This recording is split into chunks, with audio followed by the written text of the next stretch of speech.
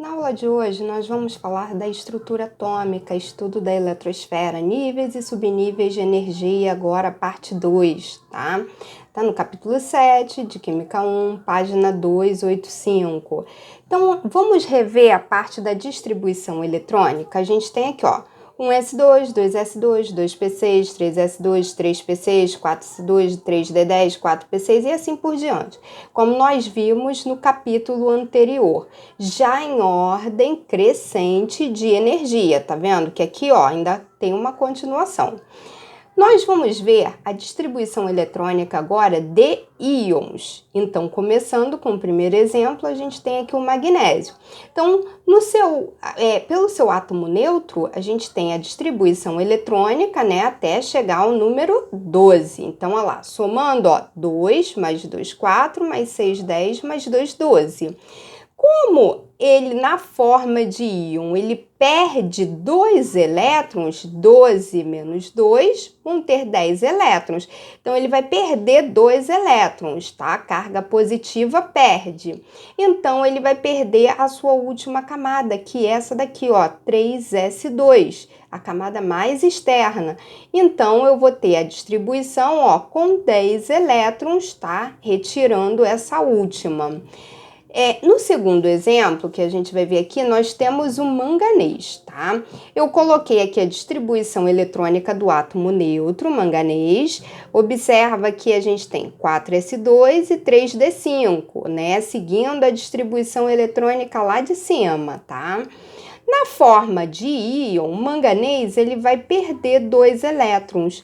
Então, ele vai perder 2 elétrons da sua camada mais externa, da última camada. Então, como eu tenho primeira, segunda, terceira, aqui ó, terceira e quarta camada, a quarta camada é a última, tá?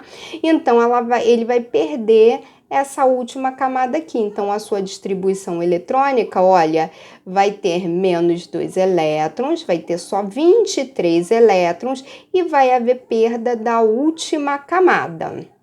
Seguindo aí, a gente vai agora para um terceiro exemplo, o ferro.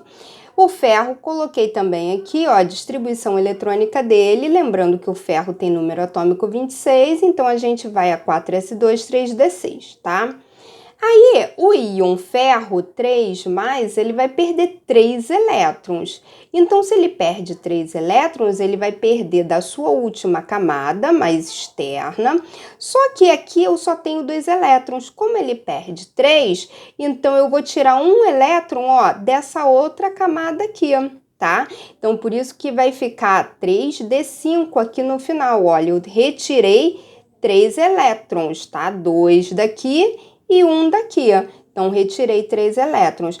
A sua distribuição eletrônica tem 23 elétrons, tá? Aí, por último, eu tenho aqui, olha, o enxofre.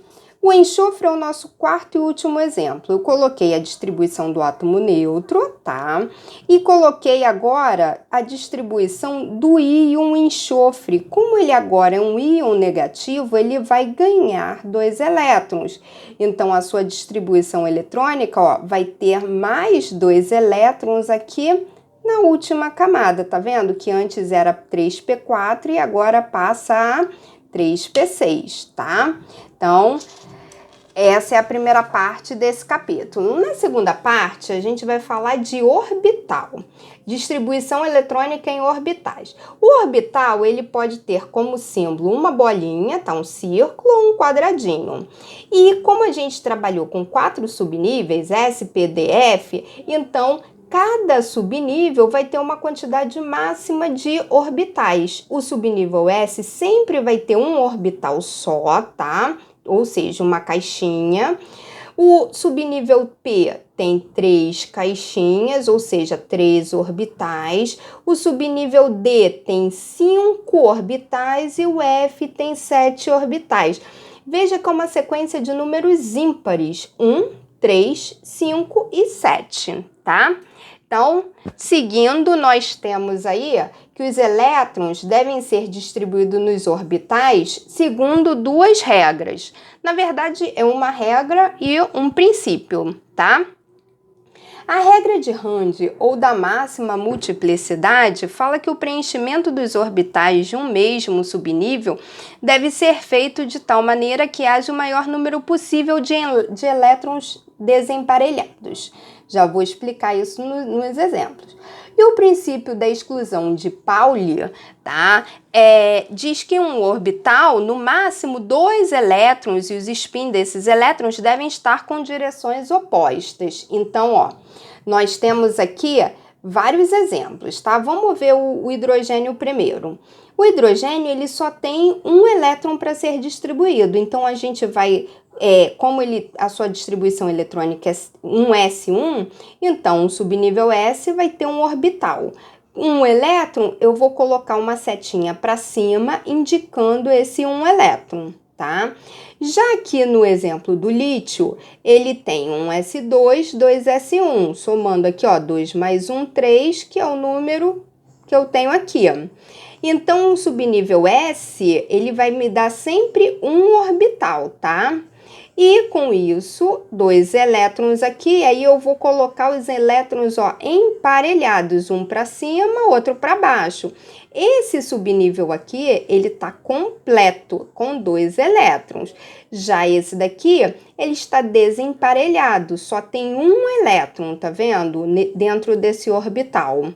Então, ó, eu tenho aqui 2 mais 1, eu tenho 3 elétrons, que são os elétrons aqui de cima da distribuição eletrônica, e é o que diz lá o princípio da exclusão de Pauli, tá?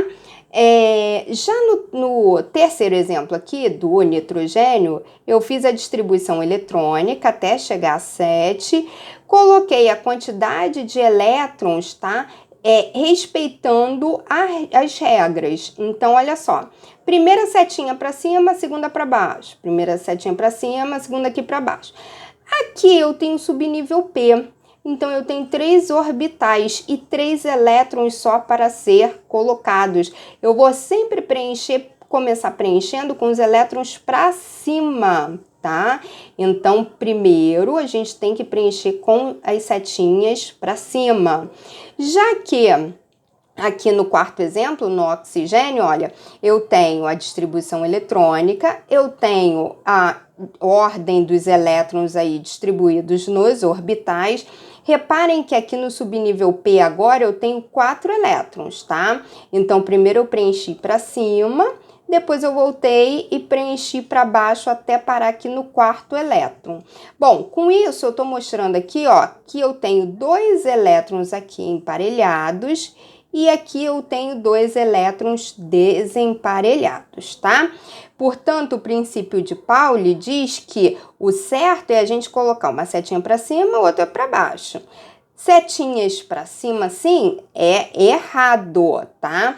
Então, eu tenho que ter dentro do orbital sempre uma setinha para cima e outra para baixo. Então, lados, né, direções opostas, tá certo? Já a regra de Rand, esta é a maneira correta e essa é a maneira errada. Eu coloquei 3 elétrons aqui, coloquei 3 elétrons aqui, ó.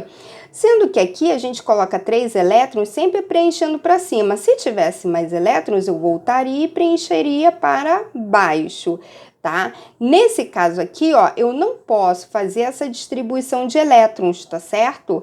Essa é a maneira errada. Então, com isso, a gente finaliza esse capítulo e eu deixei exercícios para vocês aqui na nossa pasta, tá? Então, vamos lá para a gente fazer esses exercícios.